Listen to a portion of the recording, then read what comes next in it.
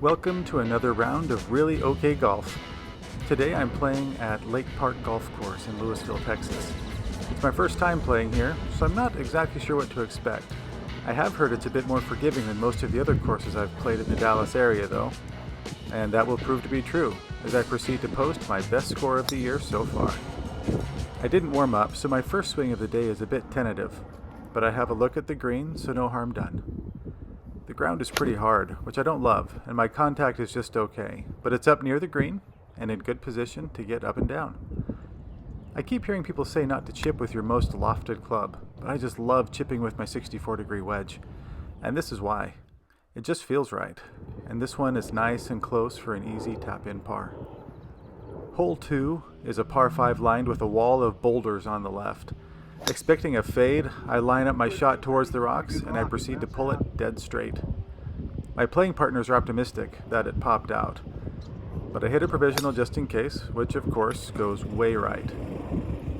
That second ball was unnecessary though, because the rocks did indeed spit my ball out and shot it forward into the middle of the fairway for well over 300-yard drive.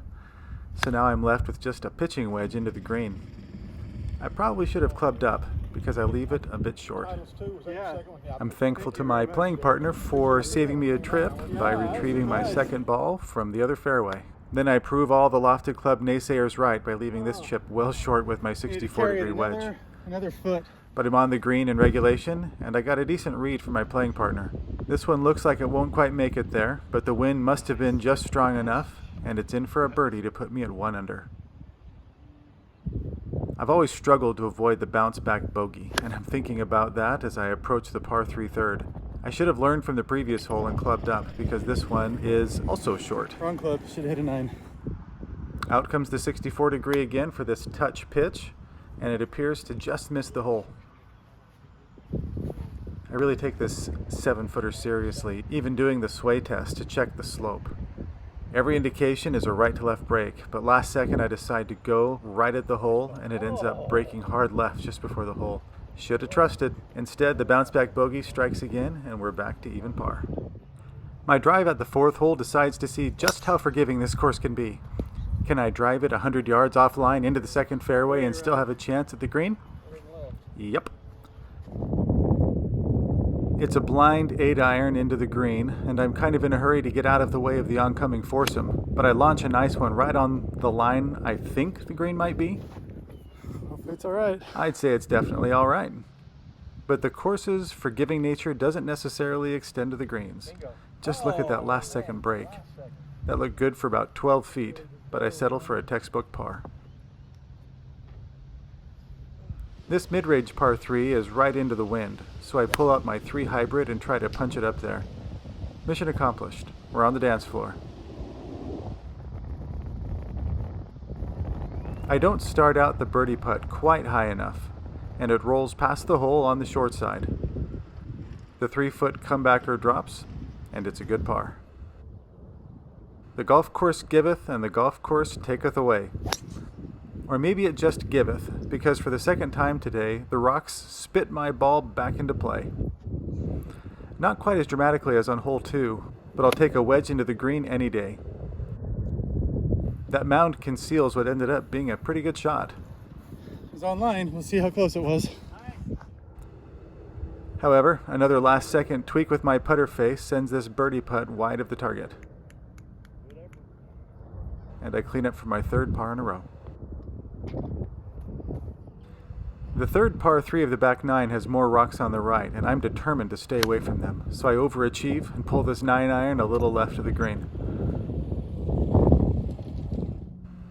I give my trusty 64 a bit too much juice, and the ball rolls 15 feet past the hole. Will it be 4 pars in a row?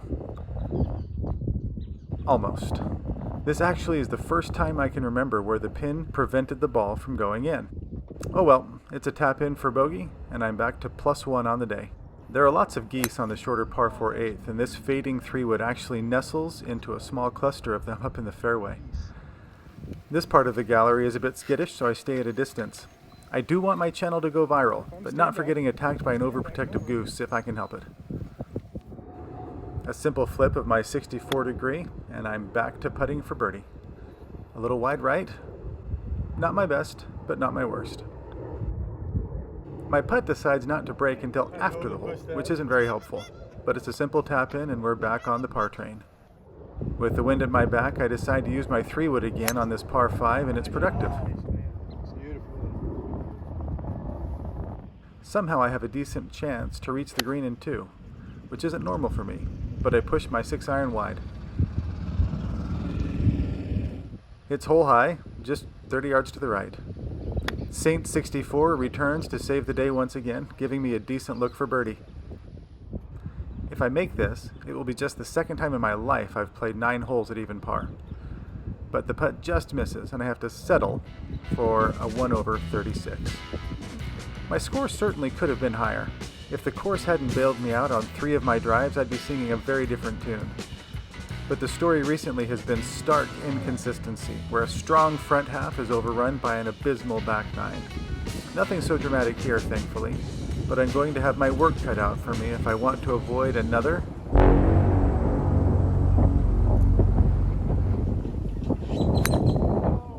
With a strong left-to-right wind making things interesting, this is a good start. For the first time today, it's my lob wedge, which I usually hit pretty well, but I hit the big ball first and end up a bit short of the green. Once again, the 64-degree wedge asserts its dominance as it rolls this chip within a couple of feet, and it's an easy par to start the back 9. At the 11th hole, I hit a really nice drive right up the middle of the fairway, leaving me a comfortable distance for, you guessed it, my 64-degree. It was hard to see clearly, but I think I even got some backspin on this one. The birdie putt is tracking but loses steam just before the hole and dives in front. No worries, a tap in par keeps me up +1 for the day. At the 12th, we turn back into the wind and it's blowing pretty good, as you can see by the flapping hem of my shorts. Unfortunately, I get under the ball a bit and have the double whammy of a short drive that gets knocked even shorter by the wind. The ball ends up on a bare patch of ground, which isn't my favorite. It's a touch above my feet, which has me thinking draw, but the fade is strong with this one, and I push it 20 yards right of the green. Here, Saint 64 outdoes itself with a nice pitch shot off the slope that leaves me just 3 feet below the hole. The putt finds the bottom of the cup, and I'm pretty happy to have saved par after that drive. Here at 13, the wind is back in our favor, and I rip my driver straight but left. But there's room over there, and I have just a gap wedge into the green. It's kind of a tight lie, and the ball comes out a bit low, but it's on target, and we're dancing. However, I just miss yet another makeable birdie putt, and clean up for my 6th par in a row. Things get a bit wonky here at the par 5 14th. I rip my drive along the left side again, but it must have caught the edge of the cart path or something, because it was about 50 yards shorter than I thought it would be, and it had shot over into the middle of the fairway. I admit to being a bit frazzled here, since I'd walked well past it down the left side before hustling back to play this ball and catch back up with my group. So my second shot isn't very good, but at least it stays dry. Then, inexplicably, old reliable Saint 64 does that. That was a world-class shank. Somehow it also stays out of the water, but by this time I'm pretty much winded and feeling the pressure of being that guy, the one who is holding everyone up because I'm walking, playing poorly, and filming it all. I gather myself for this short-sighted pitch, but it carries farther than I wanted. And somehow I actually have this 50-footer to save par. It's my best lag putt of the day, and I escape to the next hole with just a bogey. On 15, I make a mental error and choose the wrong club. Come on, I'm not hitting my 8-iron 165 yards, even with the wind at my back. Wrong club. Saint 64 tries to redeem itself from 17 yards out. It's not bad, it just misses my landing spot by a couple of feet and leaves me with a tester to save par. The putt is online, but screeches to a halt half a roll short, and I settle for a second straight bogey. Left it in the jaws. 16 feels gettable as I step up to the tee, even with the water on the right, which I steer well clear of. The ball must have caught a downslope because it shot forward and ended up just a few yards off the green. This is a really tight lie against the grain, the kind that could easily get sculled over the green.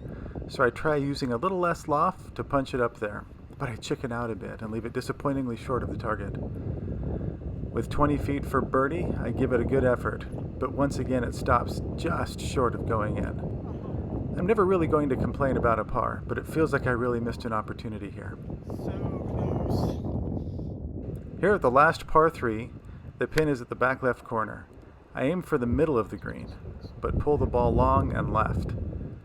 I actually think about putting this one, but there's a tuft of grass in the way, so I go back to my 64. In reality, I should have gone with a very different kind of shot, because this one just isn't very good. Yeah, that was a tricky one. Tight lie, into the grain, up a slope. Tricky indeed. And it leaves me with a long par putt.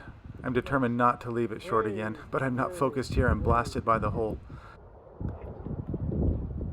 The comebacker runs out of steam, and it's a deflating double bogey as we head to the final hole. I double bogeyed that stupid hole. Bruised but not broken, I step up to this wide open par 4 and blast my tee shot up the right side of the fairway. I must be getting tired because my pitching wedge, which usually goes 125 yards or so, comes up a bit short of the green. I'm not really very comfortable putting from off the green, especially with the ground sloping toward the drain. But it's the sensible play. I just don't hit it hard enough, and I have a testy 4 feet left for par.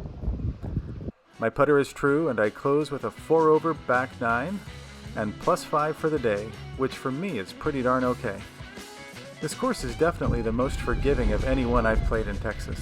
But that wasn't the whole story. There were definitely some good shots in the mix that can give me something to build on.